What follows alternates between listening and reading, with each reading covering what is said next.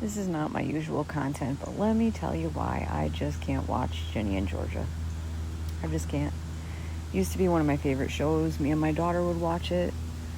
It was like bonding time between the two of us. She went through a rough patch a couple years back, and we were watching that show, and the daughter self-harms, and she looked at me and said, "Mom, what would you do if I ever told you I did that?"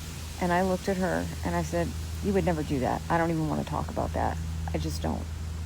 And I dismissed her. And that moment is a moment that I am more ashamed of than any other moment in my life.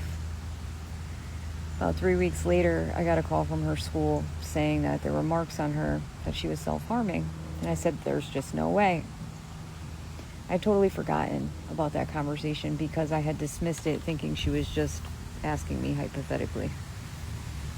I picked my daughter up from school that day, and she admitted to me that that was the truth and said to me, "I tried to tell you a couple weeks ago when we were watching that show, but the way you reacted, I was scared."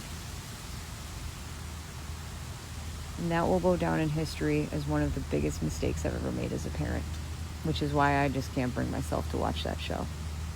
I'm scrolling past the ads for it on my For You page. I just can't do it.